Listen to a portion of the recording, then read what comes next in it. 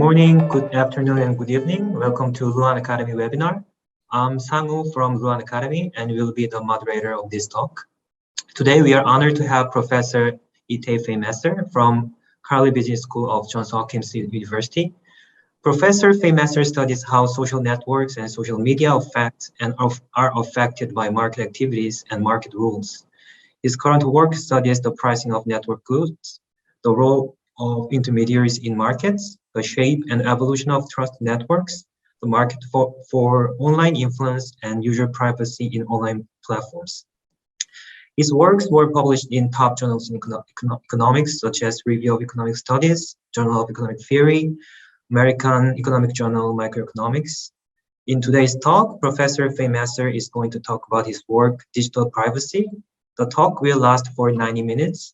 So Professor Fainmesser, the floor is yours. Yeah. Thank you. Thank you so much for having me. It's a great opportunity to hear and to talk to you all, and I'm very happy to be here. I wanted to start and just say that I will try and look at the chat and raising hands of the participants, but I might not do a great job on that. So if you have any question, any comment, just jump in. I much prefer to have a discussion and to kind of answer your questions than to just go by slides and say my spiel. So I'd really like to hear what you think. This is also the outcome of a big revision that we did for this paper. So there are results. There is even a result here that was proved yesterday. So I really want to hear what you think about it. So with that in mind, I'll be talking about digital privacy. This is joint work with Andrea Galeori and with Ruslan Momot. And when we say privacy, we can mean a lot of things, obviously. So I just want to set the ground. Think about any of those platforms that I have here, Facebook, Google, Uber. I mean, those are obviously US-centric examples, but pick your platform wherever you are. And I would love to hear later examples about those, since I'm more exposed to the US platforms. All of those platforms have the users interact on the platform and with the platform, and that generates user data. That user data can be used for things that are helpful for users, like for better products and services, either matching in online dating, matching of individuals to ad, to feed of their friends, or to safety with location in Uber, for example. But there is also another side, and that there is the risk of the data being misused. And misused here, I'm going to just use the word misuse, but what I really mean is used in a way that the user did not want it to be used or did not intend it to be used. So obviously things like identity theft, but there could be also other things like manipulating public opinion, government overreach, and so forth. So here are just a few concrete examples. There is the Cambridge Analytica scandal in the US. There are crimes being committed on Facebook. And the last case is the FBI using those DNA tests for purposes of investigation, because one of the companies, the family tree DNA, shared with the FBI. So all of those, they could be legal or illegal. They still were not intended by the people who shared that data. Now, just taken from the Luohan Academy talks, I'm sure you all know Mike Spence. So he's presenting here in this slide, he's presenting the biggest research questions facing the digital economy. And this one in particular, number 4, was about privacy and security. And all of these 3 questions about how should we perceive it as a trade-off, and how should we deal with digital data, and how does the private sector provide enough incentive? All of those are big, important questions. And this work will take a first stab at dealing with them. But there is another famous person that wanted to add a question. So Edward Snowden mentioned that the problem with thinking about data protection in general and data protection law is that there is an assumption there that data collection is okay. And we actually need to deal with data collection too. And I'll really focus on that aspect in this talk. So more specifically, I'll start by talking about digital strategy and what does that mean, and I'll include protection and collection of data.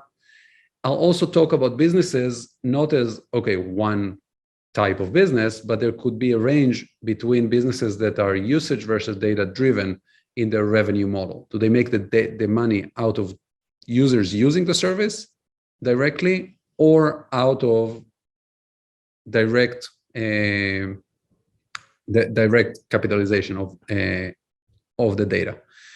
Then we'll talk about consumer surplus. We'll talk about there will be inefficiency, so spoiler alert. And we'll talk about which direction the inefficiency goes in terms of collection and protection. And then at the end, we'll suggest some regulation that can solve that.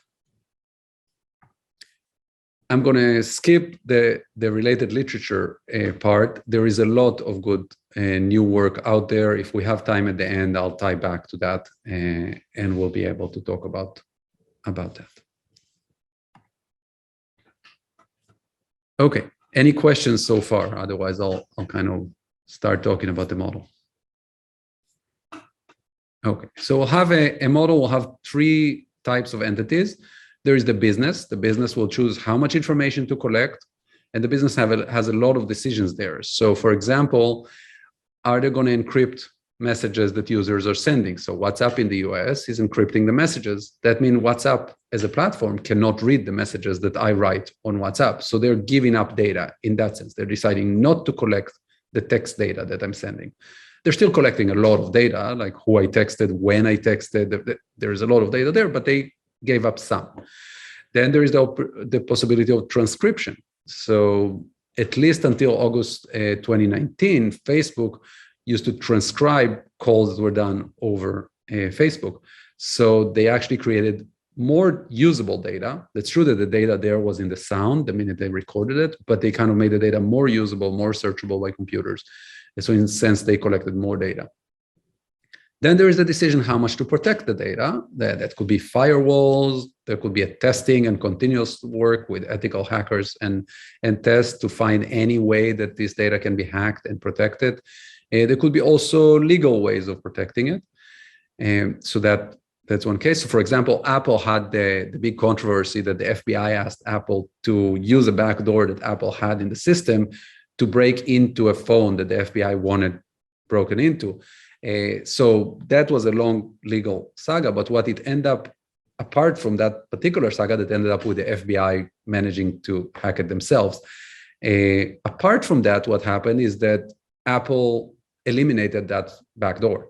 So if you eliminate that backdoor, you increase protection and other ways of screening. Then there will be users. Users will decide how active to be on the platform.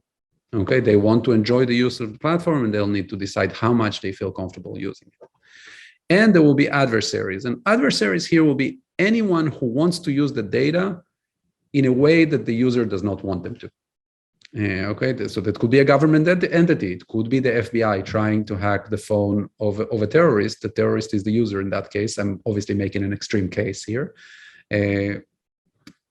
But there are many other much milder cases, like ICE in the US using data from Facebook to track illegal immigrants.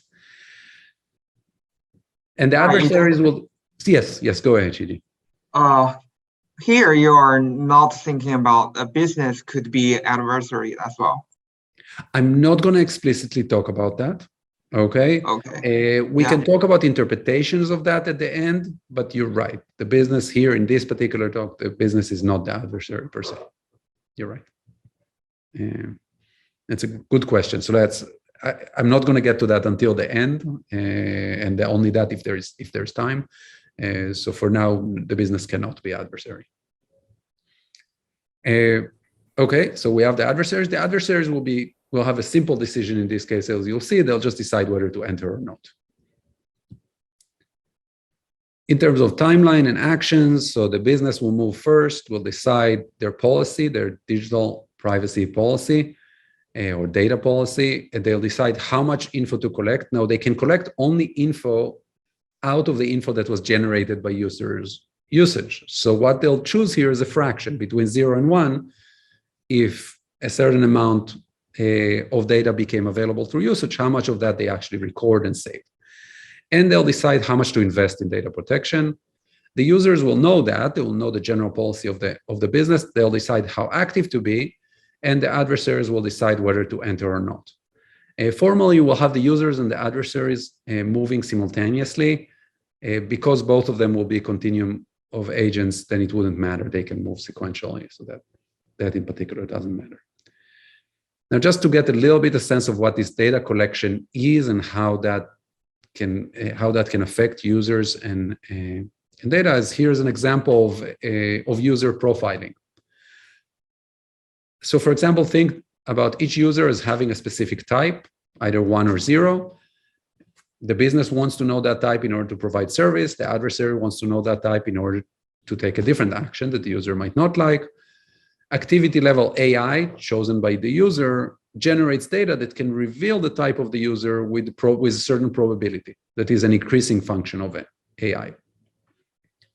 With probability 1 minus that probability, nothing is revealed.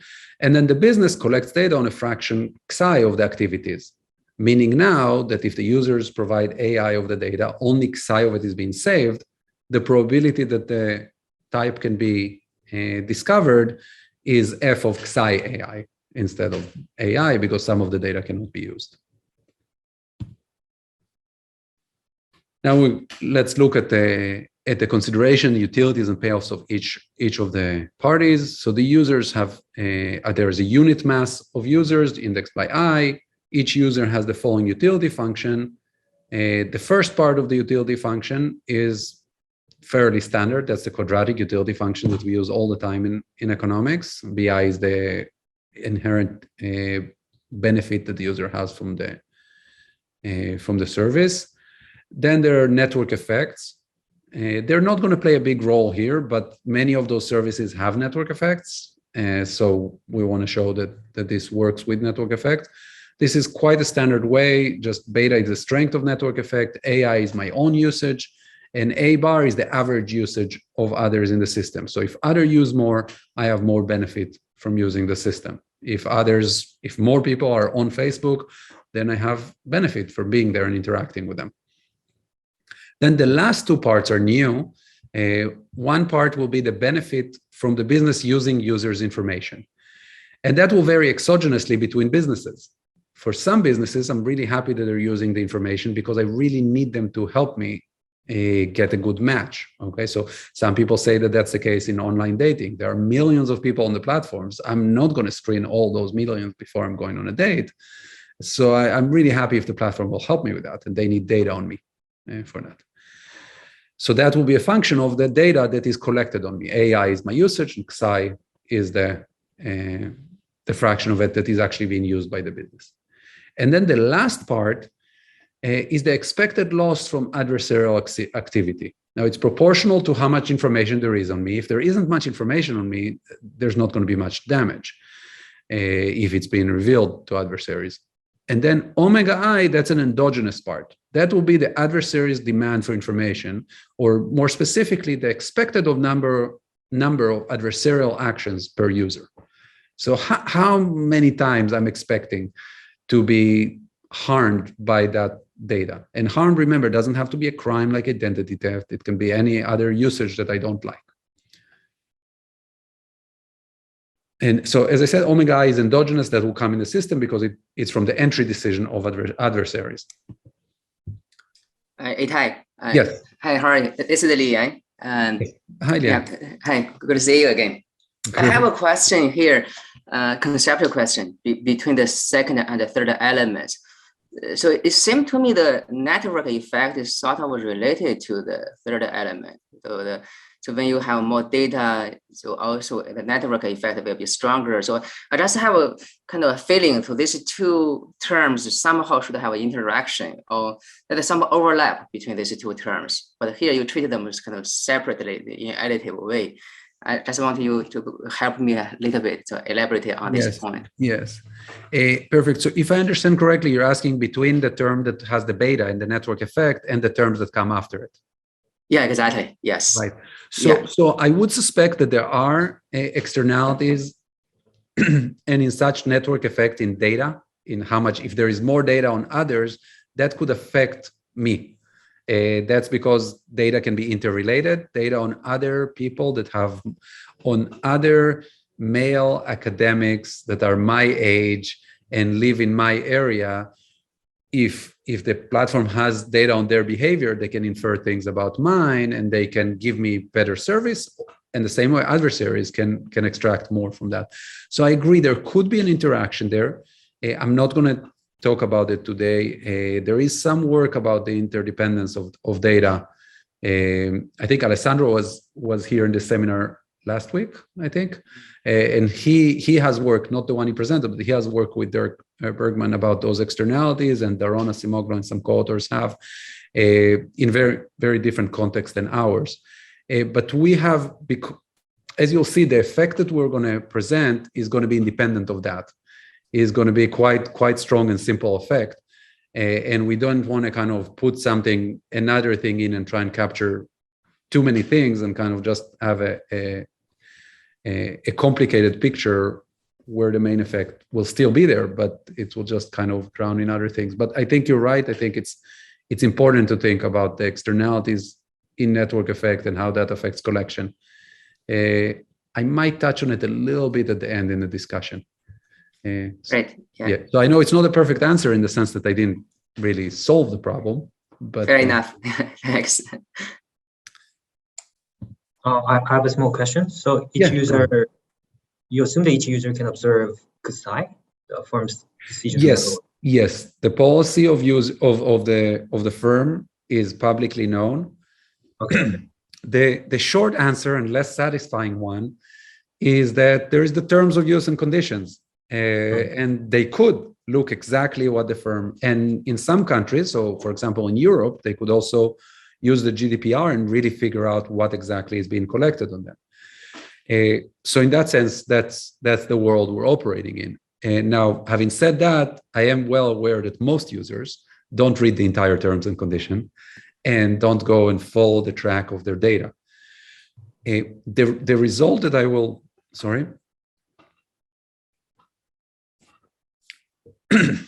the qualitative results that I present here are independent of whether there is a big fraction of users that is not aware of XI and C. If all users are not aware of XI and C, then we're in a different world. But if a big fraction of them is not aware, that we're qualitatively in a similar world, just a world that is a bit worse for users, because the fact that users know XI and react to that actually will discipline the platform a bit. Okay. So in the sense, this will be the extreme case where all users know, but the same direction of result goes if only some users know. Okay, thank you. Thank you. That's a great question, by the way. In the paper, it's kind of at the end in the discussion, but I think it's a really important question. Okay, so the adversaries, there are M adversaries, and think of it as a large M. Okay, so there will always be more people that if it's easy enough, they will come in and try and use the data. So there are many adversaries out there. Adversaries are heterogeneous in their ability to gain data access. So certain adversaries have a parameter gamma J that's drawn from uniform distributed on 0 and M. If the adversary chooses to enter, meaning to either hack the system, or if it's a government agency to submit a warrant for the system for data, then that costs them gamma J times C. Remember, C is the level of protection. And then the adversary can act against all of the users because it gets access to all of the data. So the benefit to the adversary adversary J from data access will be A bar, that's the average usage level, times Xi. So that's the total amount of data in the system, times gamma J times C, which is the cost of gaining access to the system for that adversary. That formulation gives a very simple rule of whether the adversary entered, the adversary J participates, if gamma J is small enough, namely smaller than the ratio of the data that's there divided by the protection. And you see where the collection and the protection decision of the firm enter here. And then there is the digital business. This is a very simple formulation that I'll go throughout the talk, and we recently just changed it to in the paper as well. Most of the results apply also for a more general formulation, and that I'll be happy to talk about at the end. But for now, we're going to stick with a linear formulation. So we'll have a parameter P that will capture the revenue model of the business. So this business is making 1 minus P times the user activity plus P times the information collected, which is psi times A bar, minus the cost of protection, which we parameterize with psi. So it's psi times the level of protection. Just to gain some kind of intuition, here are a few examples. On the spectrum, we have a spectrum from purely usage-driven, meaning does not care about the data per se, cares only about usage and the data to the extent that it helps increase usage. Those businesses have P equals 0. Ride-hailing to a large extent are like that. They're not using the data to sell the data. Most of them don't have ads. And what they're using the data is in order to create matches, to increase safety, and to increase usage. They really want to increase usage because they're getting a commission over every ride that's being taken. Then on the other extreme, you have businesses that really don't need the data in order to increase usage. They don't care about usage. What they care about is data. Some weather apps are like that. So there are many weather apps in the US that don't have ads. They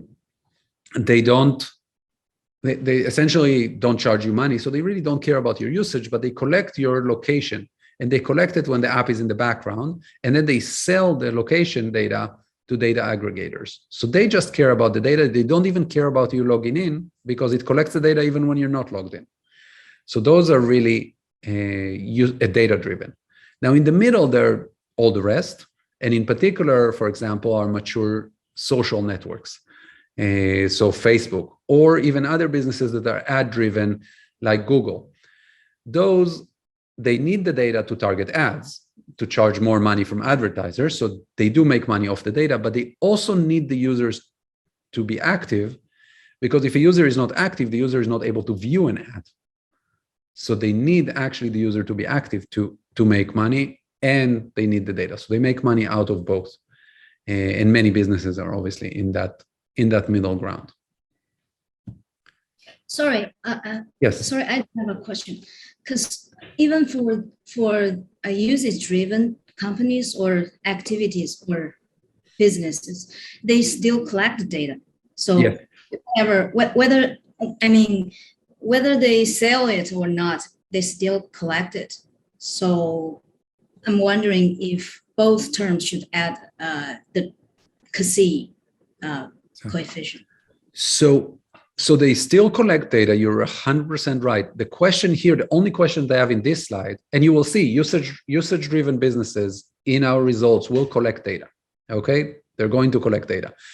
The question is, what are they making in this slide? Is what are they making money from? Are they collecting data because they're making money from the data directly, or are they collecting data because they're going to use the data to somehow increase usage, and then they're going to make the money off the usage? And that's a big distinction in terms of the profit of the business and the incentive of the business. But both of them will collect data. So even a ride-hailing companies like Uber, they collect usage data. They collect location, for example. Now, why are they collecting location? They're not making money off location, but location allows them to give the match quickly. And if I'm logging in and I see that it's going to take an hour to wait for an Uber, what will I do? I immediately close it and open Lyft, right? So if they want usage, they need to create the match quickly. For that, they need location data, even when the app is in the background. They know where I am and who's going to be able to be matched with me even before I ask for Uber. So that helps them, and they're collecting data for that. But it's not to make the money directly on the data, but through the usage. Does that make sense? I'm just trying to understand why in the first term there is no CASI, but in the second one there is a coefficient CASI. Yeah. So in the first term is because Uber, for example, they make money out of me taking rides, right? So this equation is just the money that they make. They make money out of me taking rides. So they care how many rides I take. They don't care how much data they have. Now, you're right that Xi is hiding somewhere, right? Because A bar is endogenous. A bar will be a decision of the users to use the service, and their decision will be affected by Xi. So Xi is actually hiding there somewhere, but it's not, we won't know until we solve for the equilibrium. So the way that Xi appears within A bar will be an equilibrium result. So you're right, there is Xi somewhere there, and we'll see it. Actually, when we'll get to see what A bar is, you'll see where Xi is in A bar. Yeah, I hope that's helpful. Thank you. Yeah. Okay, so then data protection, we talked about that's pretty simple. We just have parameter psi of how costly it is to protect the data.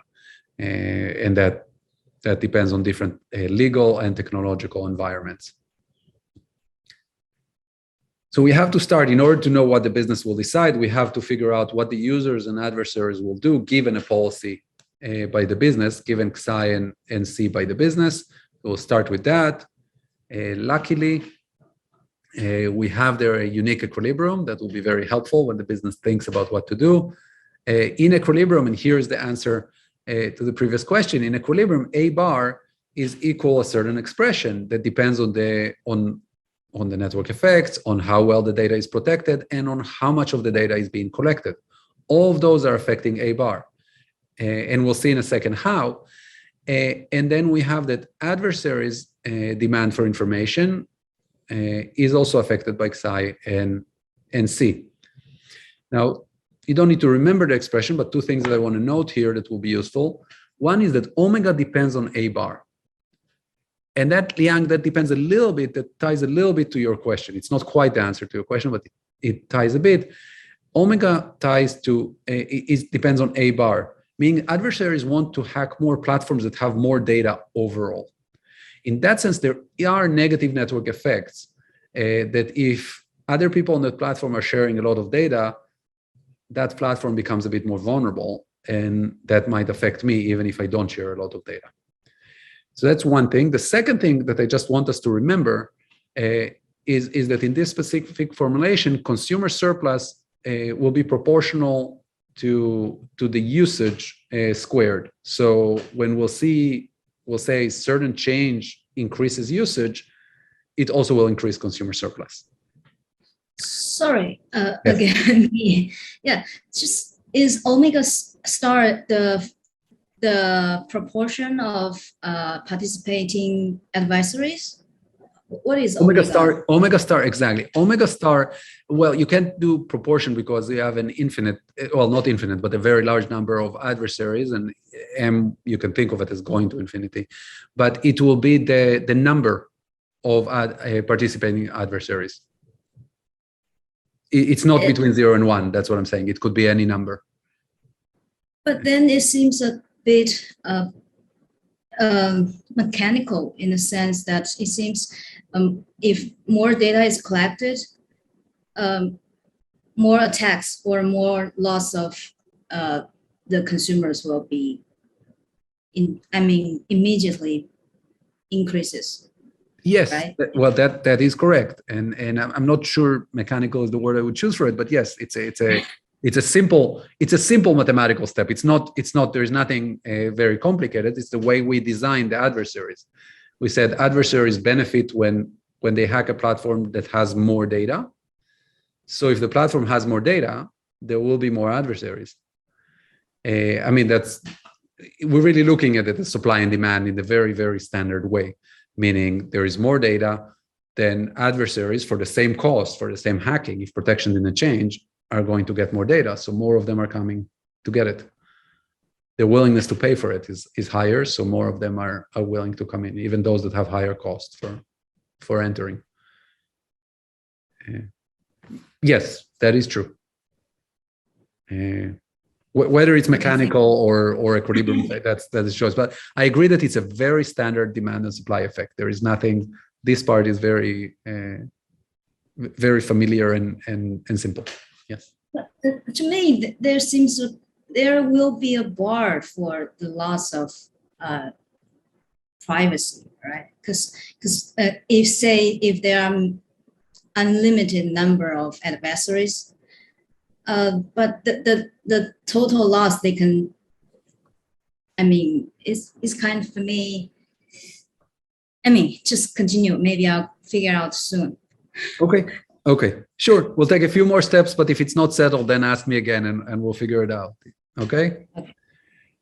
Okay. So let's see how a user activity behaves with data protection and data collection. So the first thing is that if we increase data protection, then that leads to an increase in user activity and in users' data collected. And that is pretty straightforward, right?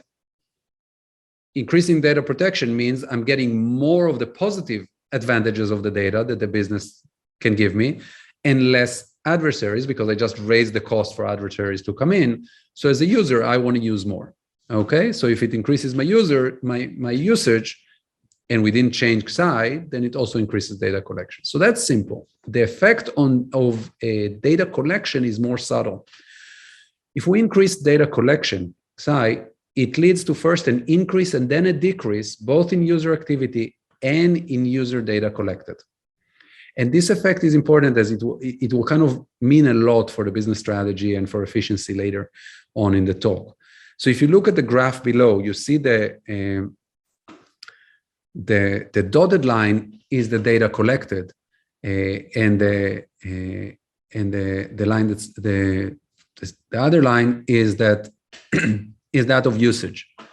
What's happening here with the usage? So first, if the business does not collect, if XI equals 0, the user actually would like some data to be collected to get the benefit. Remember, that was rho in the user's utility. If XI increases a little bit, now there is a little bit of data. It's still not a lot of data. So even if an adversary hacks the data, there isn't a lot of data there on me, so my damage won't be big. But as we continue increasing XI and XI even more, if we increase it past the point of XI lower bar, at that point, the increase leads for more adversaries, and now the damage is not insignificant anymore. And then the users start reducing usage if the business will increase XI more and more and will collect a bigger fraction of the data. You see that the peak of data collected is a bit more to the right of that, because at the beginning, even if the user is reducing activity with the increase of XI, the increase of XI itself is big enough to increase XI times the usage. But at some point, it reaches that maximum, which is XI upper bar. At that point, if the business increases XI, the decrease in usage is big enough so that the overall data collected goes down. And that already, even before we talked about the business choice, we already know that the business will choose XI to be between XI lower bar and XI upper bar.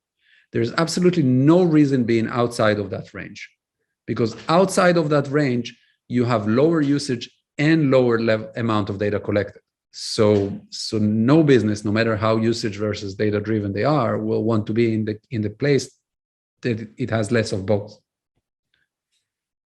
So that force, and more in general, more data-driven businesses would like to go more to the direction of XI upper bar, which maximizes the data collected. So we get quite a lot of intuition even before we looked at the business, the results on the business. And now, if there are questions, that will be a good time. If not, we can jump into what the business will actually do. Well, sorry, go ahead, Sir. Yeah, you first. You go ahead, Sir. Please.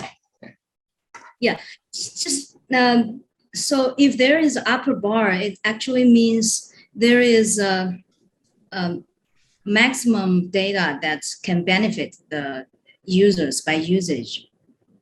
Right? Then the upper bar is, I mean, too much things are going on here. I'm just trying to. Yeah. So one important thing that I think we'll clarify: XI lower bar and XI upper bar. I mean, they're all results of it. It's not that no more data can benefit the usage, but there is a cost. So the cost will outweigh the benefit at that point, right? The cost is adversaries. Now, XI lower bar and XI upper bar will depend on C, right? If there is data protection that is amazing and nobody can hack anything, then xi bar and xi lower bar and xi upper bar go to the right? Because now I'm not losing anything from more data collected. So they're going to go towards one, towards having all the data collected. On the other hand, if data protection is really, really bad, then I'm going to be every single piece of data is going to immediately cost me quite a lot to the users. So then xi lower bar and xi upper bar will go closer to 0. So those are not kind of given like exogenously. They will depend. So in that sense, and that's where we're getting to the interesting part, the data protection and data collection will really interact in the business strategy. They're not kind of independent at all. Is there an analytical solution for upper bar, xi upper bar, and then lower bar? Yes, there is. I don't have a slide with it. It's not very, very clean, but it's a little. It's closed form and it's clean enough. It is in the paper, so I don't want to pull it up right now to just confuse people, but yes. Yes. Yes, sorry. Could you please go back to one slide, the proposition? Yeah, here I have two questions. One is conceptual, the other one is a technical question. So the conceptual question is about the adversaries utility. So in this model, when we think about the regulations or welfare, how should we think about the adversaries' welfare? Should we take them into account? They might be criminals, right? Should we encourage them, or probably they also? So here you treat adversaries and consumers different. They might be the same group of people. It just but the consumers might be part of the adversaries, or the vice versa. So how should I think about the welfare? Those people might be criminal. So should I take them into account when I think about regulation kind of perspective, objective functions? So that is one question, kind of conceptual one. The second one, the third bullet point here is very kind of intriguing. So the result does not the welfare of a consumer does not depend on beta, the network effect. I just want to know whether it's a general result or something specific to the quadratic specification. So it's kind of counterintuitive. Initially, I thought beta should come here because the network effect, but there's no beta. Yeah. Thank you. So those are two great questions. I'll start with the first one. So to be honest, just kind of at the beginning, I don't have a great answer for that. Okay, I have what we did. Yes, adversaries are very, very heterogeneous. Some of them I gave in the adversaries examples of identity theft, where we really don't want to count the welfare of the criminal, maybe again, but I'm suspecting we don't. And I used also the FBI, right, as an example, and ICE, which are government authorities, which that's what their assigned job might be. So I don't want to take a strong stand on it conceptually. In the paper, we're going to ignore the welfare of adversaries. So consumer surplus will be direct of those that are consumers only in their activity as consumers. I agree that some consumer can also be adversary, but we're going to separate the side of them that is a consumer and just going to talk about that as consumer surplus, and we're going to talk about the firm's profit. And we're going to weigh them to create some measure of welfare, and we're going to ignore the adversaries. That is the main reason that we're doing that. And I know it's kind of taking a stand in the debate a little bit, but if you want to really talk about the welfare of the adversaries and how to translate that into a general measure of welfare, you need to kind of weigh how much benefit they're getting from the data relative to the data lost by the user, right? That will be the important measure. Is the transaction of misuse is socially beneficial or not? And given the heterogeneity of adversaries here, I don't think we can take a stand on that without making the model completely intractable. So technical constraint, we're not going to weigh their welfare with some reasoning. But now your second question about the consumer surplus. Consumer surplus, the result that it's depending only and in that particular way on usage is coming from the quadratic formulation. There's a lot of work that's choosing quadratic formulation, not just because of that, but because of a lot of nice attributes of it and simplicity. But yes, that comes from that. Having said that, beta does come in. it comes in endogenously, right? So you can see in the first point in this proposition that usage depends on beta too. So if we have stronger network effect, we're going to have higher usage. And that will lead to increased consumer surplus. So it comes in somehow, but yes, that particular result is from the quadratic. Great. Yeah. Okay, so let's jump into the business and see how the business operates. And I know there are a lot of moving parts. I hope that they're making sense together. And from now on, we're not going to have more structure, we'll have more results. So the business is going to decide how much info to collect, so that's XI, and how much to invest in data protection. So the first result is that we have a unique business equilibrium data strategy. I didn't write here the closed form solution. We have closed form solution for Psi star and C star, but they're just a bit long. And I don't think we'll get a lot of intuition just from viewing them for a minute, but they're available in the paper for whoever is interested. And yes, the solution depends on rho, on Psi, and on beta. So on all the parameters of the model. Holding everything else equal, a more data-driven digital business sets weekly higher levels of data collection and data protection. The weekly here is because sometimes we hit the boundary. Sometimes we get to collection equals 1, or sometimes we don't collect any data, and their small changes are not going to move us. But for the bulk of the region, it's strictly. So that is intuitive. If the business is more data-driven, the business is going to collect more data. What is in play here with the data protection is, and that's another observation, is that data collection and data protection strategies are complements from the business strategy. So the cross-partial derivative in the profit function of the profit function with respect to both of them is positive. That means that if the business collects more data, the business wants to protect it more. You can find the intuition behind it. If I collect more data, if I really need more data, I need to weigh how much I collect, increasing the Xi and increasing the protection so users actually continue using, right? I can't just increase Xi because then I risk moving across this Xi upper bar, right? And then I will get less data. So by increasing C, I'm moving Xi upper bar to be higher, and as I'm increasing Xi. Because they're complements, the more data-driven businesses will also invest more in protection. Well, the interesting question, and that's the results that we proved, the result that we proved yesterday, there was a question that we kind of had in mind is, well, how good is it for consumers that the business is more data-driven versus more usage-driven? Because we see the effects, right? We have higher data-drivenness, if you would like. That will mean that there is higher data collection, which lowers lowers usage and harms consumers, but there is a better data protection that increases usage, and that's good for consumers. So there is a clear trade-off here, and it turns out that essentially, if I want to summarize the result, there is a sweet spot in the middle. Okay, where exactly in the middle depends on how much direct benefit users have from the data being used. But if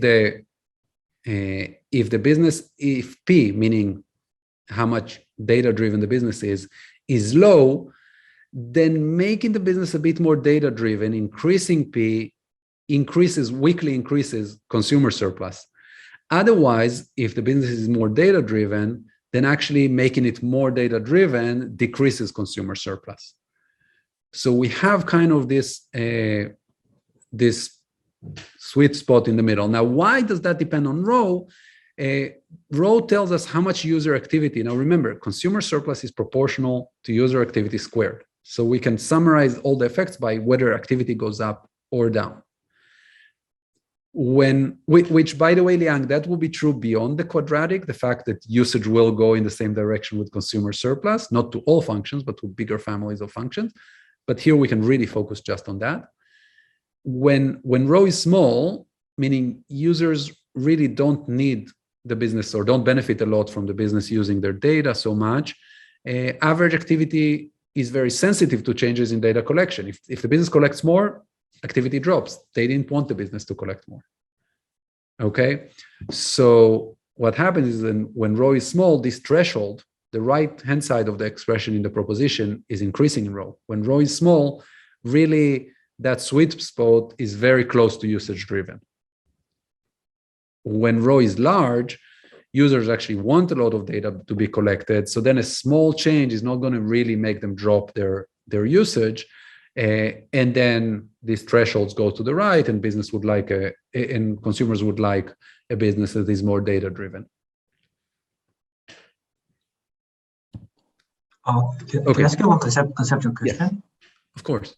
Here you assume that data-driven company compared to user-based company, they collect more data, right? I'm not assuming that. That was the result. That was the result here, right? That more data-driven is going to collect more data. That's the result. That's the result. It's not a surprising result because they're more data-driven. They care more about the data than the usage, but it's a result. It's not. Yeah. So the reason that fact or the result kind of confused me is because of the example you gave us at the beginning of the presentation about the weather app and the Uber. Yes. Seems like I think Uber collects more data than the weather app, so that's why maybe I got confused. Oh, okay, perfect. Thank you. That's an important question. So when we talk in the model, it's very easy to separate and take one effect. Hold all the parameters constant. Okay, more usage versus data-driven. Mm-hmm. When I compare Uber to weather apps, there is another big difference, and that difference is rho. Okay, how much users benefit from the data being collected? Okay. My guess is, and if rho is high, the business can afford collecting more data because users will agree to continue using even when more data is collected. My guess is that the weather apps have a very low rho. Really, the only thing that it saves you, the only thing that it helps you that the weather apps collects your data is that you don't need to enter your current location in order to see the weather. Now, that how many times you check the weather a day in a different location than the location that you live in. So it's going to help you when you're on vacation one time a day, something like that. So that's not a big help. And you can enter it for the entire vacation, right? You can enter the location. So the rho is pretty low.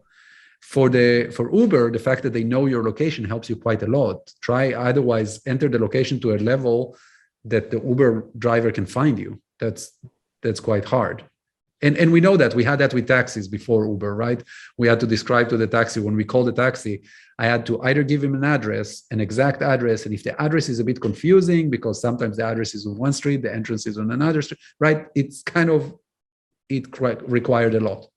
And that's why I think Uber can collect more data, because it has a much bigger role. Consumers actually benefit from that data. Okay, yeah. Yeah, thank you. So I know this is in the result. It's really just holding everything. It will more be think about Uber, and now think that Uber entering actually something that they're doing recently. Uber are adding ads to their service. Okay, mm-hmm. So before that they had they just made money off the rides. Now they're adding ads. Well, if they're adding ads, now they really care more about your location, and they care about other characteristics that you have. Yeah. They care about your age. They care about a lot of other things in order to target the ads. So they might collect more data. That's that. Yeah, perfect. Thank you. Thank you. Thanks for the question. I have a question. So if I understand correctly, P actually kind of determines how the proportion of revenue from collecting data or selling data in the overall revenue of the businesses.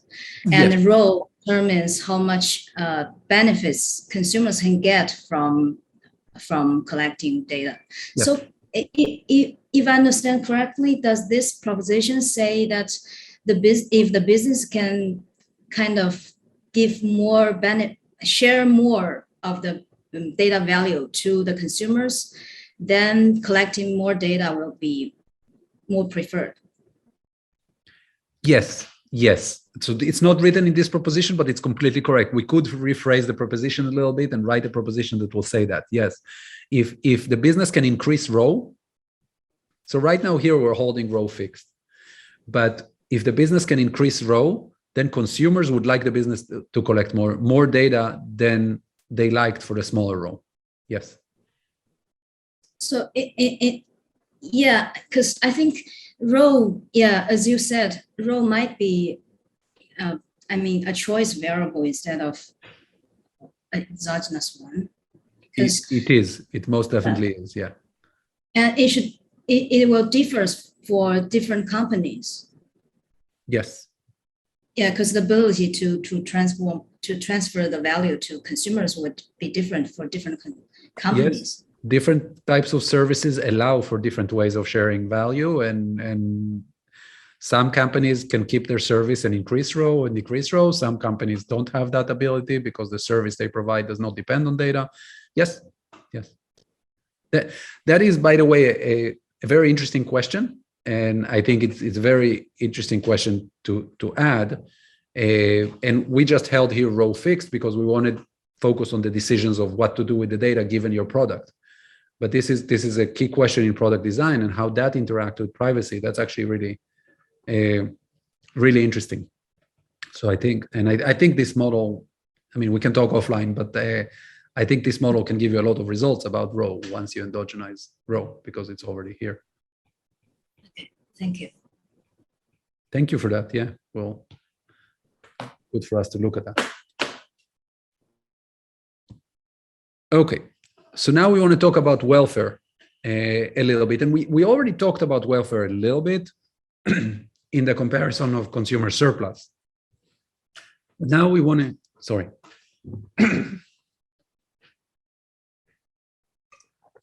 now we want to talk about welfare, including both the profit and consumer surplus, and to compare whether, so if we had Xi star and C star, which is what the business will choose, now we're going to have Xi W and CW, which is what a benevolent planner will choose.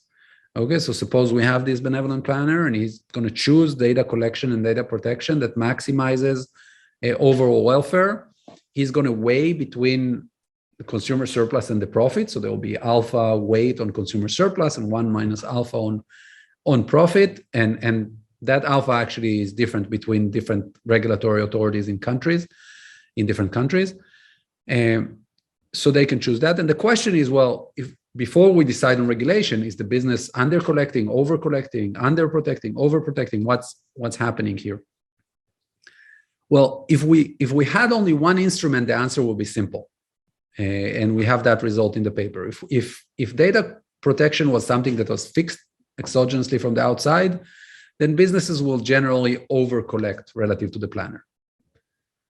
Because the planner internalize also the bad things, the negative effect on consumers, which the businesses do not. Or do not internalize it fully. They internalize it partly through the change of usage. If we held data collection fixed and just talked about data protection, then the business will generally underprotect. And that's also pretty simple because the business is the one that internalizing the entire cost of data protection, where the planner only puts weight of 1 minus alpha on the profit, so internalizes less. So those are very simple, but what we really want to get at is what's happening in the interaction, because we know they're not independent. So it turns out that we can say only one thing. The only thing we can say analytically is that the business never simultaneously under-collects and over-protects.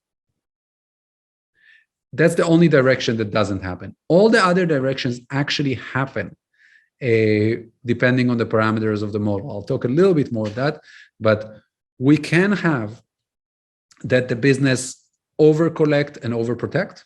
We'll have that for some businesses. We have businesses that over-collect and under-protect, and we have businesses that under-collect and under-protect. And the reason that happens is the complementarity. So we start with forces. The business wants to over-collect and under-protect. But when the business over-collects, complementarity means that the business is going to amp up the protection. How much, whether it's enough to get to an over-protection, that's a question. In the same way, the business wants to under-protect. that pushes down the collection, again, because of those complementarities in the business profit function. So we get kind of results of almost everything goes. And that highlights two things. And the first is that considering both instruments, both collection and protection matters. We can't just analyze them separately. The second one is that we really need to think about policy. We can't just regulate one of them and expect that everything will be okay, just because it's not. And I'll be able to say more about regulating one of them, that it could actually be harmful. Now, one thing that we can say, if you want to, we can prove some more precise results for special cases. For example, we can say that if a business is purely usage-driven, meaning absolutely no direct benefit from the data, just through increasing usage, then that business will under-collect and under-protect user data. The business does not have an incentive to over-collect. Really, the business cares about the usage, but the business has an incentive to under-protect because the business internalizes the cost of protection, whereas the planner internalizes only a fraction of, only weights it relative to consumer surplus. But we can say a little bit more. We can look at numerics to say a little bit more about what's happening, to get a little bit more intuition. So as I said, analytically, we have almost everything goes, and we can say something about purely usage-driven. And we're going to use a numerical example to get intuition of what's really going on here. Which businesses do we expect to over-collect, over-protect, and other direction. So if we look at this graph, first there is region A, the bottom left side, that what it says that we have a socially optimal protection and collection. What's happening there is that, notice on one axis we have P on the X, and on the Y axis we have rho. So the bottom left corner means that we have a business that is usage-driven, and that users don't really value the collection of data. They don't get direct benefit from the business collecting their data. So at this point, collection has too low of benefits to justify the cost of protection. So both the business and the planner just don't collect and don't protect. They're just ignoring the data. The data is not worth it, if you would like. Now we have three interesting main regions. Sorry.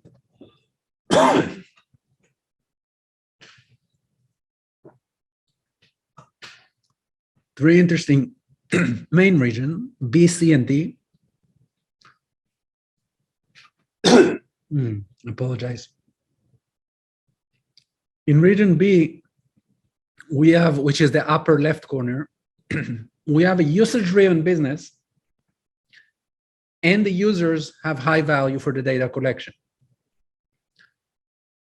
Now, because of that, sorry, I wanted to show you something, but it doesn't come up. Because of that, sorry, this is refusing to move. Okay, thank you. Then the business underprotects because we have the general tendency of the business to underprotect because it internalizes the data. It internalizes, the cost of data protection. And because of that, because of complementarity, the business also undercollects data. So we have underprotection that leads to undercollection in that area. Now, region C is kind of the opposite. We have a data-driven business. End users don't really value data. In that case, the business overcollects because the business really want to collect something, and the users really, the planner collects a lot less because users don't value it. But in order to keep users active, the business also has to overprotect. Region D is a case where actually everybody likes data collection. Both the business and the users value data collection. Then the business and the social optimum collects all the available information. But the business still internalizes more of the cost of protection, so the business underprotects the data. Now, if you notice, if you look closely, you also see a small region, E, that's kind of grayed out and is too small to even write the region name inside it. And that region is a case of sufficiently data-driven business and user value of the data is moderate. Now that's a transition region between C and D. That's a region in which the business already collects all the available information. The social optimum assigns a high level of data collection, but not quite collecting all available information. So there is a small difference in collection between them. There is over collection, but with a small difference. And because collection level is close to the optimum and the business internalizes the entire cost of data protection, the business underprotects. So I know that's a lot to take in, right? That there are really a lot of regions, and that kind of highlights a little bit the complexity of why we can't say simply, okay, certain businesses will overcollect, undercollect. It really depends on all of the parameters, and the divisions of this region also can shift depending on the cost of data protection. So one lesson, even if all of this is kind of complex, one lesson that I want to take out of it is when we come to regulate as regulators, we might not know where the business falls. There are a lot of regions and it depends on a lot of things. So we might not be sure exactly where the business falls. So the question is, can we have a simple regulation that will solve that? And I'm going to talk about the US. I'm going to talk a little bit about other places, but I'm going to start with the US. Yes. Sorry. Yeah, previous slides. Yes. Yeah, just one little comment here. So from my point of view, the revenue for the business benefiting data collection cannot come from nowhere. In that sense, the user's valuation of data should be kind of positively, maybe loosely positively linked, related with business revenue model. So instead of a square, maybe it's a belt. Because, for example, if you sell advertisements in a website, maybe in your business model, the users doesn't benefit from it. But still, the ads will increase the matching efficiency somewhere else, maybe for other sellers or what else. So that's just my one of my ideas. So instead of they are uncorrelated, actually they should be correlated. I see. So what you're saying is that row should be correlated. Row is how much they benefit from the data will be correlated with the revenue. So I would. That's an interesting point. The question is a little bit. One question is who do you include in the users, and I didn't include the advertisers as the users. They are consumers, but they're and how much the business can make money out of it depends on the utility for advertisers. It depends also on row, but it depends on row through the ability to generate usage. So in some cases, I'm not sure it's the case. In some cases, I agree. In some cases, we do have that the business will be able to capitalize more. Those are. The reason I come up with this point is that when we talk about regulation, it cannot just focus on one sector. It's because the effect of policies and laws will be comprehensive. Therefore, these externalities might be, needs to be incorporated when we talk about.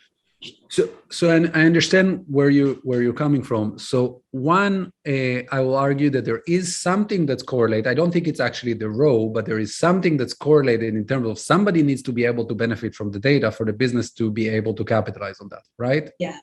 That's now, right. Yeah. Okay, so the question here is what's happening in that market? Who's getting more of the revenue? Clearly, there is some welfare in that market. If you would like to think about it, so I don't think it's a shortcoming of this paper, but I think there is room for research of what's happening in the market for data in order to tie back to the utility of the business. But if you would like, I'm going to go 2 slides back. In this place, this correlation comes through here. If you think that there is a big weight of others that are making profit, so if you think that the business is actually getting only a little bit of the revenue of the data and the advertisers reap most of the benefit, it's still correlated with the profit of the business, right? There is a pie that's being created there, and the business is getting a share of it. So you need basically another term that is similar in direction, qualitatively, to the business profit. It just will be profit of someone else, right? Right, because something needs to be generated. So there are all kinds of ways of solving it. One is formally modeling that market, but saying that the platform is a monopoly and extracts all of the profit from that, and then you don't need to consider them. That's a little bit of cheating. But either way, if you think there is a lot, just lower alpha and put more weight on the business profit, because you can say it represents also another utility that's being hidden here out of the model. That's another way to do that without tying row to that, which I'm not sure has to be tied for that. And now doing that, both of those options will not change the results that we have qualitatively, but obviously will make the planner closer to the business. So that's a question of measure. So that is an important empirical question. And before actually implementing regulation, we will need to measure things. So we will need an empirical follow-up on the theory. Okay.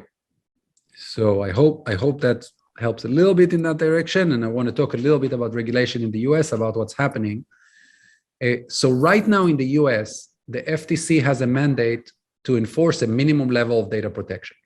That's the only thing that they have. I mean, there's the California law, but that's different. But in the US, the federal law allows them only that. So let's think about what's happening here. So if we try and do a policy like that, is that policy always going to be helpful?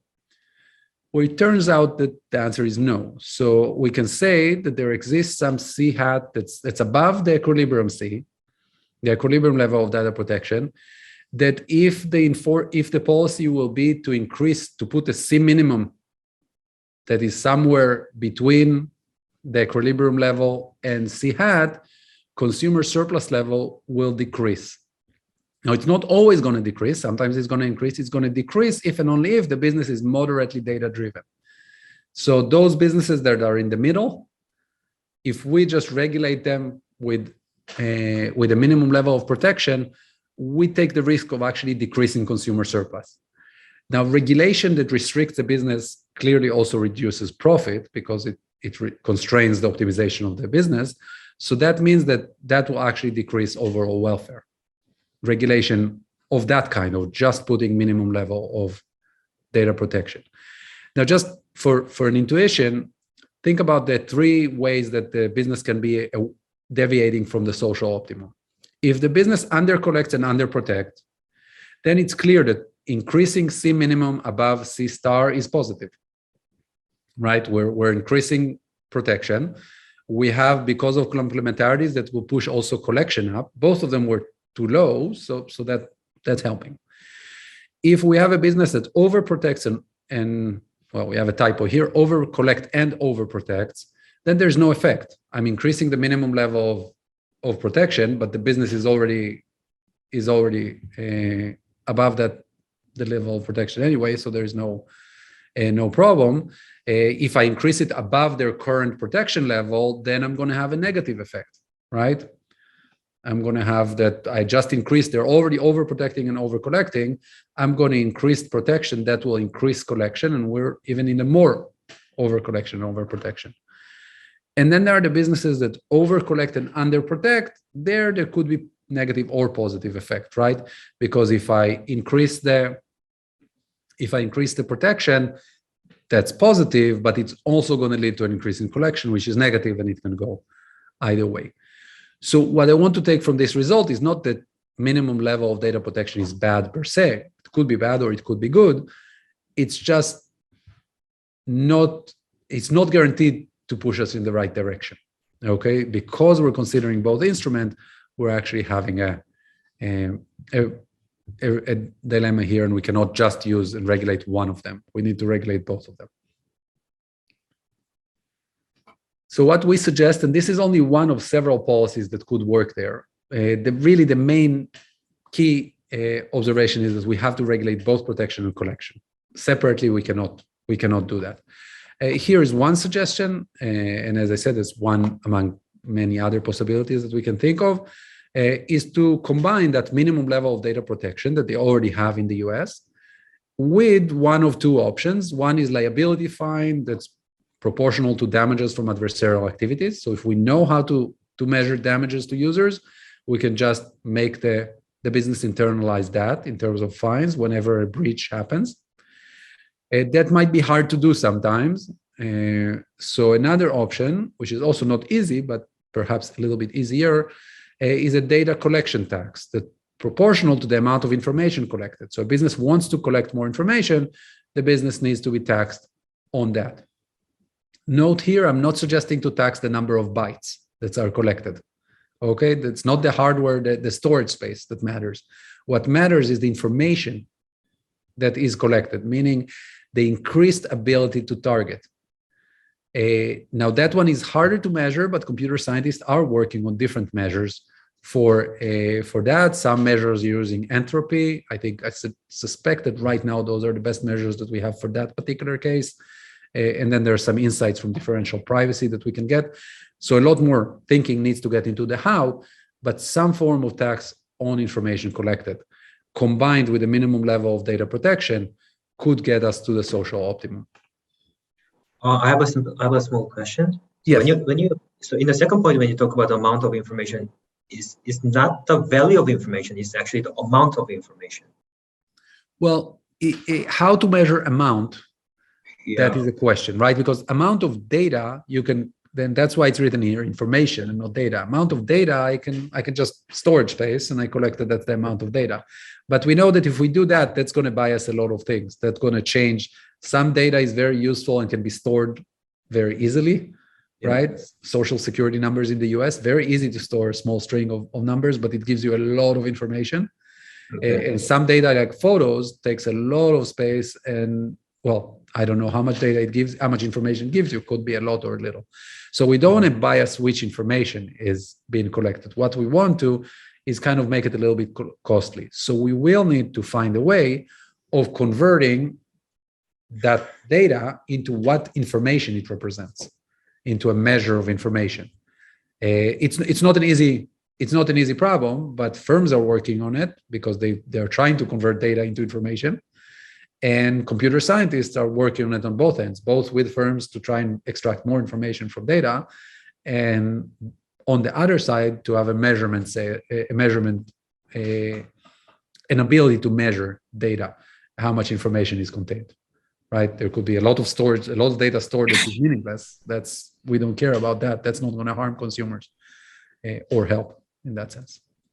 Okay. Yeah. So it's going to, and that's, by the way, it's going to change technologically. We have the same amount of data, the same data exactly, might mean different information in the future than it's now because we'll learn to extract more out of it, for example, right? So those are things that require ongoing work on regulator and firm side. I have two comments here. Okay. One is that for your suggestion, the two suggestions. Point one, actually, for the current privacy protection law, there is a liability assigned to the data processing activities. So it does exist, just how strong the enforcement is. Mm-hmm. And second, I think it might be interesting to compare the two advices, because for me, intuitively, the first one might be better because it directly addressed the problem. But the second one, there will be a distortion because it kind of distorts the prices and will have other efficiency facts. So it might be interesting to compare the two solutions. Yes. So thank you for that. Let me just follow up question on your first comment. When you say that current laws assign liability, which ones? So in the US, they don't assign liability. I'll get to it, but they don't assign directly liability. But is it the law in China, in Europe? Which? I think they do because it's kind of like the tort law. So basically, whenever you're processing data, personal data, and you are liable for the results or consequences of this processing activity. So if there is a damage, say when you from using the data or collecting data, and then you will be, I mean, you are liable for that. Okay. So yeah, I'll look a little bit into that. I mean, so let me actually, something very interesting that I'm going to talk about is very related to that, because in the law in the US, it's not actually, the firms are not actually liable in that direct sense, because if it's not proved that they need to prove that they underprotected in order to actually get anything legally from them. But it is very interesting because despite the fact that the minimum level, the only regulation that there is on the minimum level of protection in the US, talking to people in the FTC and looking at the cases that they followed, it's very rare that they actually go after a company just because they think there is a minimum level of protection violation. The reason is that it's just resources. They just don't have the personnel to go to all online companies and check their levels of protection. So there's been actually one case in the history of the FTC, only one case that they actually suspected that the firm is not protecting the data, and they went after it, and that's because they were tipped by someone that was aware of that. What they really do usually is they wait for a data breach. Now, they can't prosecute directly on the data breach, but because of the data breach, they go into the firm and they find whether there was a too low level of data protection.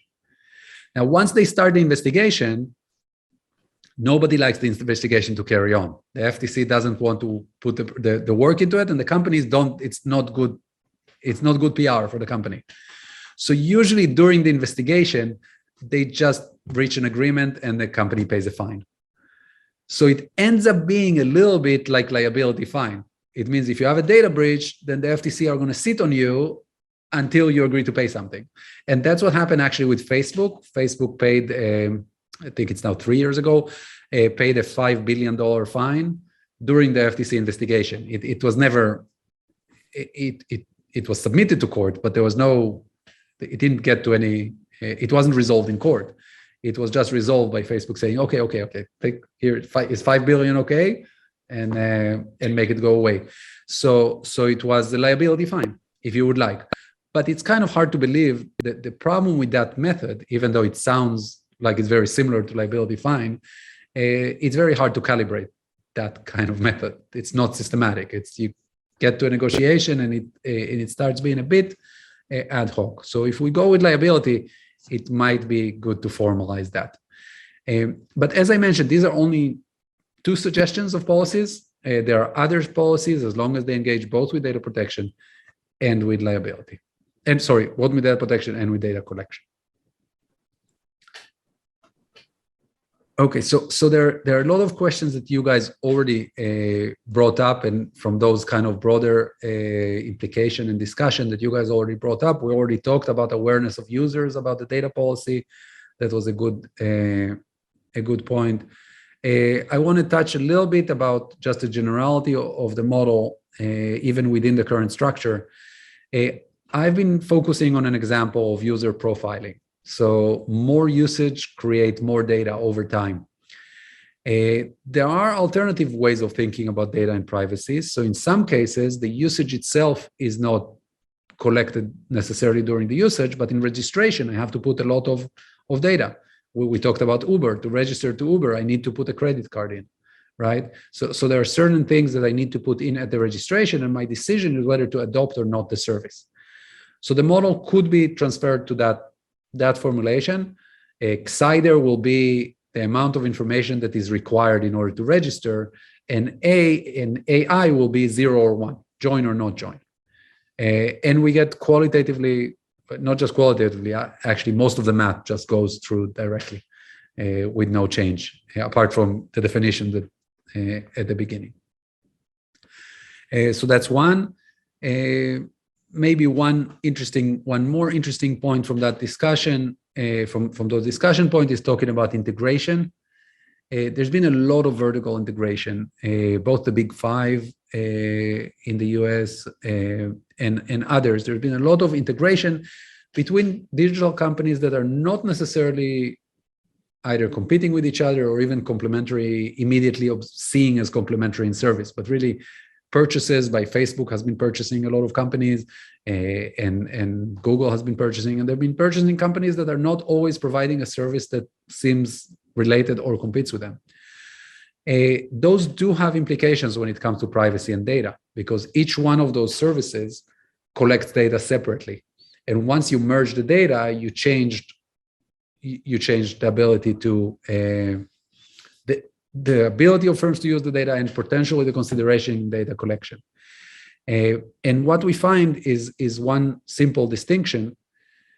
If the merger is such that each company of the merging companies can use the other data, but the data collecting decision and the revenue is counted separately for each firms. So that means they just merge the data set, but each firm continues making its own decision and having the same incentive structure. Then that's actually good for consumers. Then the merger in terms of privacy is good for consumers. There's the same amount of data will be collected, only the firms will be managing to make more use of it and increase the quality of service.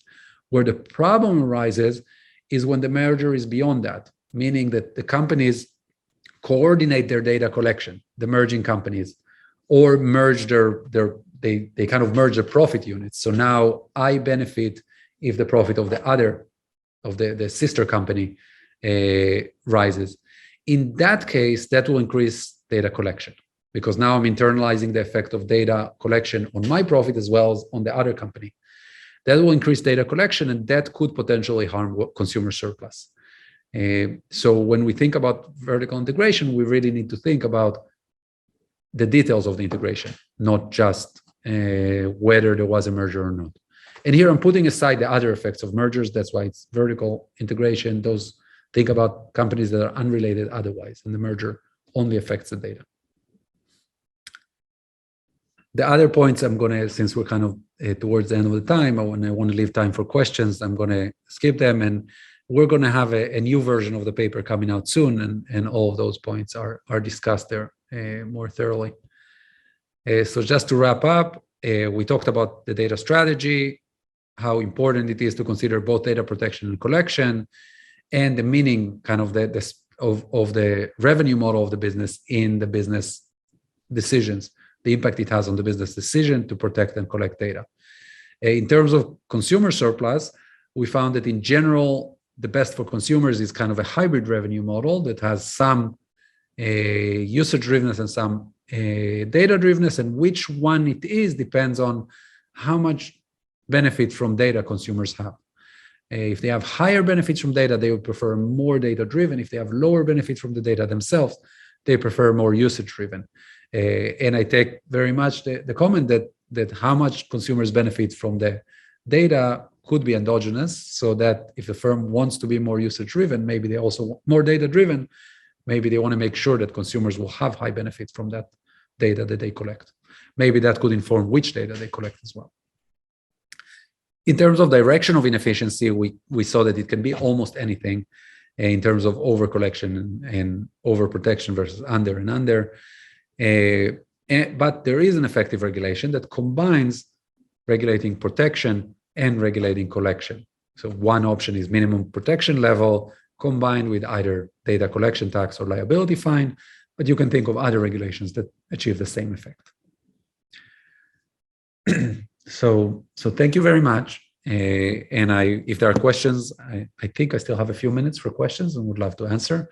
I can stay a bit longer too if anybody wants to discuss offline.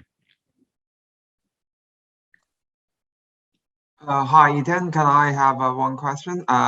Actually, can relate to my very first questions in the beginning. So, if usually we worry about this kind of a privacy thing because we think that business could also use this for adversary purpose. So, if we integrate that into the business practice, how will that change the regulation part?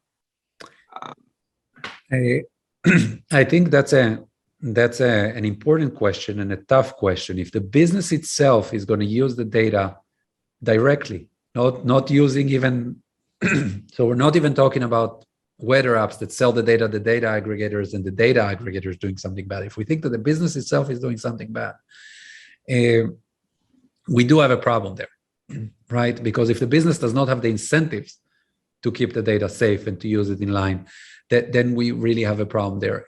And then you can think of regulating data collection and protection in the sense that kind of you probably will need to decrease the incentives to collect data, but there has to be more direct regulation in that case on what's allowed to be done with the data. That one is less effective with adversaries because they are not supposed to even, of other adversaries, because they're actually not even supposed to have access to the data. So then we can talk about that with them. But with the business itself, if we want to have businesses that have direct access to data, we have to regulate directly what is being allowed to do with that data by the business and monitor that. I used to think that we can do that with taxation, but actually talking to privacy engineers in private companies, in Google and in Yahoo and in other private companies, it seems that when it gets to that level, the business might prefer to just pay the fine and use the data to a business that already went in the adversarial route will just take the fine and take that and do that. So we really might need to regulate that more directly. And it's now kind of interesting. We're in a stage that if you look at regulation, at least in the US, the gap between how we regulate some businesses and others is amazing. So financial businesses, we have very tight regulation. The SEC has a big budget relatively to government authority. Probably they need more, but they have a relatively big budget, and they really have strict regulation about what can be done with financial data, what can be done in terms of trading. If you look at health companies, again, there is a strict regulation on what you can do with health data. There are authorities that sit and actually invest time and money in kind of like monitoring them. If you look at Google and Facebook and other online businesses that collects a lot of data, they're monitored by the FTC. The FTC has 25 economists, roughly 40 lawyers. This is for the whole US. So the resource gap needs to be closed there if we really think that the businesses themselves might take an action that we don't want, which we've agreed that can happen with financial businesses, and that's why we have really a lot of regulation and a lot of resources to monitor them. So we will need to amp the resources in that case. Yeah, thanks. May I ask some question? Of course, yeah. Hi, so I would like to add some question or comment that might be partly addressed in the framework, or it might not. But let me talk about this. So I think there are three angles we probably, when we try to think about the data issues, I think those three angles, they are not given probably enough attention in the current literature. Yeah. But it's happening in practice. The first is that we tend to separate business incentives separate from the consumer surplus. Now, but I mean, from ages old, it's been the case that we need to understand the customers to serve them well. So data collection is not really in conflict with the consumer surplus. And that's probably one of the main reasons why consumers, they claim that they really love privacy, which I believe, but they just turn around to share a lot of the data. And so that's something called privacy paradox. And we actually wrote an article on that subject. So I think here, and finance is one example we just talked about a little bit. Just basically, we've been talking about inclusive finance for like more than half a century, but it's never been well done. And if you think about this microloans, it's largely a failure because we cannot collect reliable information in a scalable way. And that's really a problem. So, but then if you have data, actually it helps, especially financial service provider to do the better, have the risk assessment, so they serve their customer better. So my first point is that a lot of time when we start to model this, we're probably need to think about the alignment of the business incentive and the consumer surplus. They might go in the same direction because ultimately business wants to serve the customer well. I'm not saying they're always in the same direction, but that's, I think, the one major thing for business. That's the essence of business, good business. Yeah. My second point is that I think the innovations from the data is somehow underappreciated. So sometimes we take data as if it's a commodity. It never changes. We get them and it takes risk. It could be damaging, but sometimes we really underappreciate that data, especially some combination of data that drives a lot of innovations. And especially data is one of the few production inputs. Actually, it's because of its non-rivalry. It's very scalable. So it can be used multiple times, and it really could be useful for the efficiency of the business, of the economy. And that's why I think the digital economy is coming, right? So I think that, but that it takes a lot of innovations. So we shouldn't take data as just it's the benefit or it's just the way it is. So that's a second point that I really sense that the innovations from data, the cross industry cross scope, the kind of combined use of the data to have the innovation is underappreciated. The third point is that I think a lot of time we think that there's a necessarily a trade-off between the privacy protection and the data usage. Well, it's not necessary. I think it has a lot to do with privacy protection technology and in accordance with the regulation. So it's almost like if we think about, well, if I take more flight, it's gonna crash sometime. Or if I eat more food, but if you have better flight technology and better food technology and follow the standard with certain regulations, actually it is possible to have a lot of the flow of the data, but somehow the privacy can be much better protected. So that trade-off is not constant, it's not permanent. I'm not saying it's all going away, but I think the technology plays a lot of role here. So think about the Bitcoin and whatever it is. So there are many ways to do this. So those are the three things I think they are really happening in the business. And so in the modelings, I think if we can incorporate them, it helps to make the models to be more realistic. The recommendations could be more useful. But I really enjoy your presentation. Thank you so much. These are great points. I mean, I just took notes as you were talking, but I have response to some of them, and the rest are good for thinking.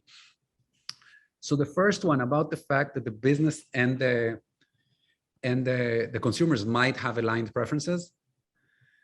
So I actually kind of want to say, in our model, you can see that there is room for that, right? So the business can be, a business, for example, that is usage driven is benefiting from A bar. The consumer surplus is A bar square. I mean, those are quite aligned. They're not 100% aligned, but they're quite aligned, right? So in that sense, a business, if you look at the, and even with the, if you look at the business that's data driven, it has psi A square, A bar. So it also has that in. So really the question is, to me, when I come to investigate it, and maybe we can say it up front, is not whether they're aligned, is how much aligned are they? Because the business has to be enough aligned to get the consumers to be on it. Yeah, so my point here is that I think this is the gist of business. From practice, I've been in practice for some time. Yeah. For most of the serious companies, they do not sell data because it's not to their benefit to use this to tick off their customers. Once any of those cases leak out, it's so big damage. So I'm not saying, so from my point of view, I see a lot of times they don't sell data. Yeah. And they actually gather data to make their business better because they try to serve the customer better.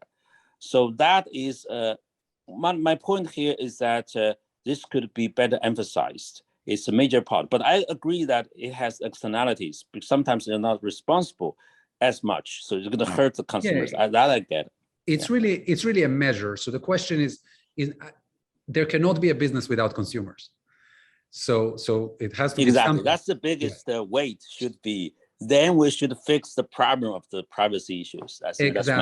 Exactly. So to some extent in this work, we're assuming that the business is good enough for consumer that the business exists. Right. And then we work from that point on. Now, but I think that's a great point. And you mentioned the privacy paradox. And I know actually I read some of the reports that you wrote and then some of the research, and also there is work by others. So Derek Bergman has, and they're on a Simoglu about the interdependency of data. So there's all kinds of explanations, and I think they're very interesting from both direction, from the business and the consumer side. About the innovation from data, I think that's a great point, because data is not non-rivalrous.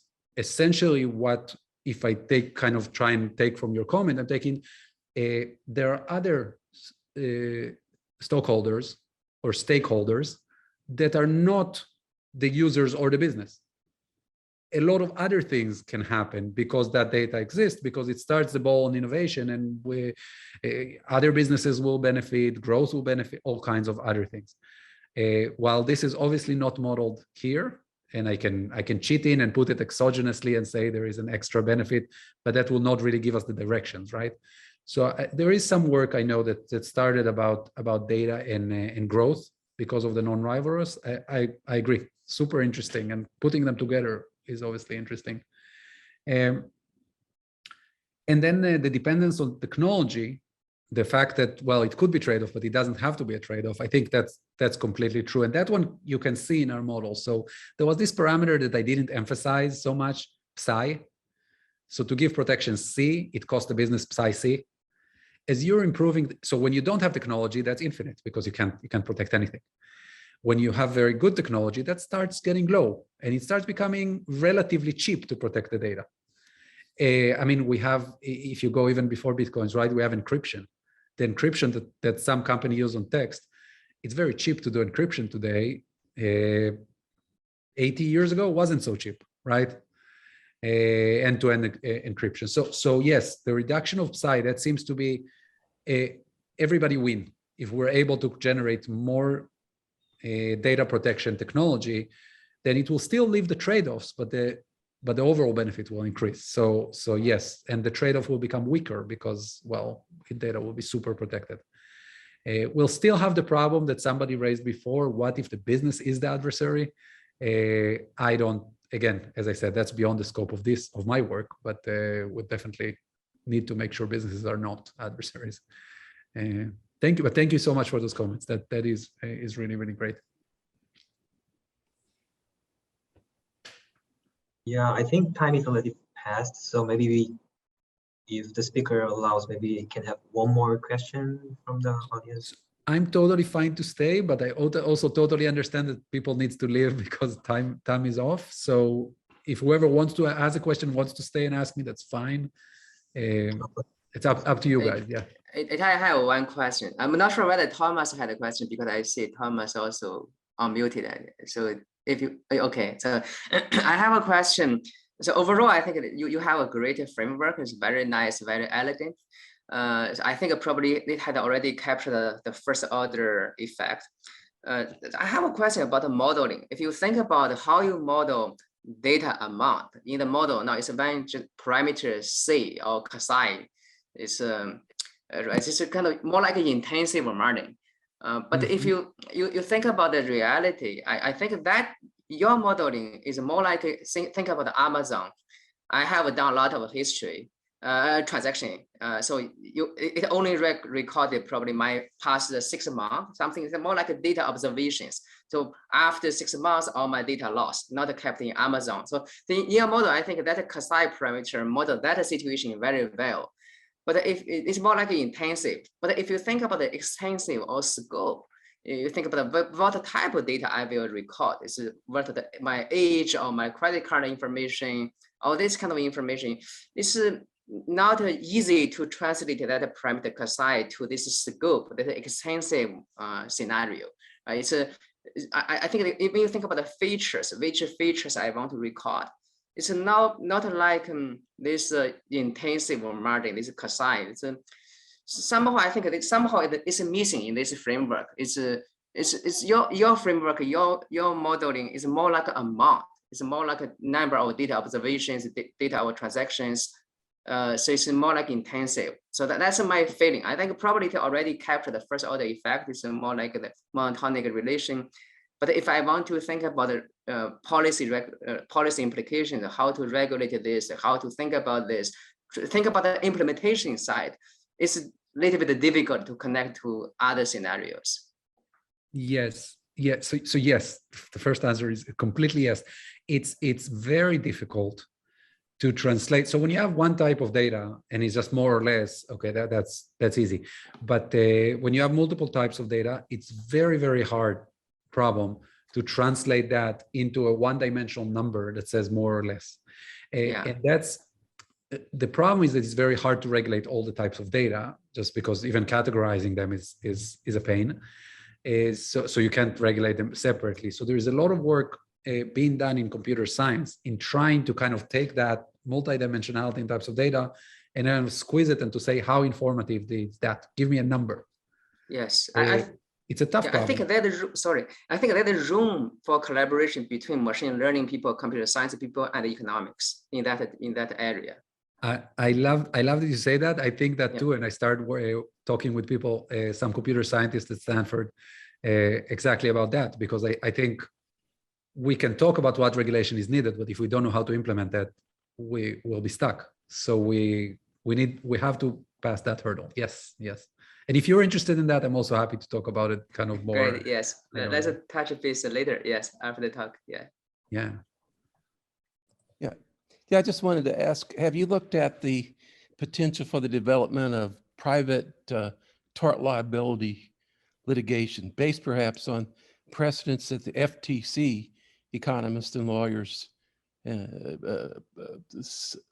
create? For example, perhaps the settlement against, was it Microsoft or whoever? Have you looked at that at all? Because I've seen some work that looks at that possibility as an alternative, or perhaps supplement to the two approaches that you're taking, the regulation, the taxes. And I'm just wondering if you have done any research or have any thoughts in that area. Yeah, so I mean, I have thought about it a little Great bit. Paper, by the way. I really enjoyed your paper. Thank you. Oh, thank you so much. Thank you. So I thought about it a little bit, and I talked to people in the FTC to kind of see what they're thinking about it. So I presented this work, actually a much earlier version of this work, that was quite different at the FTC. And I keep on talking to them because there is a very big gap. Having worked at the FTC, I'd say you're talking to the right people. Many years ago. But anyway, go ahead, please. Yeah, but they present a picture that is actually quite similar to what you're presenting. There's a big gap between what the regulation is and what they're actually doing. And yes, they're working under the guidance of the regulation, but just under also short of resources and also under some understanding that they have with companies.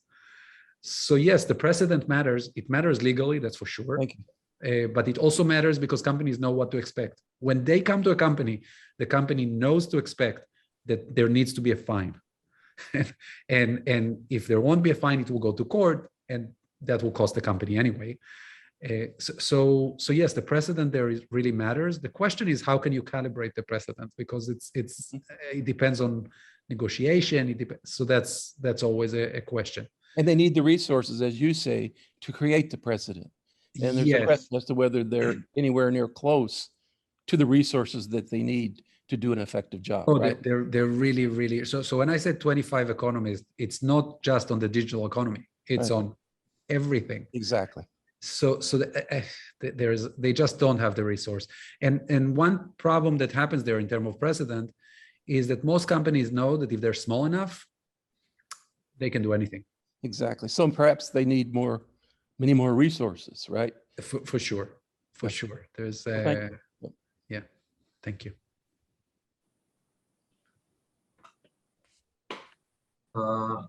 So I think we can wrap it up right now. And thank you very much, Professor Fainmesser. It was a fantastic presentation, and we learned a lot. So, and also thank you all the audience for active participation. Yes, thank you very much. Yeah, we hope to see you again for the next Luohan webinar. Yeah. Yes, Thank you. yes, definitely. Thank you very much. Thank you.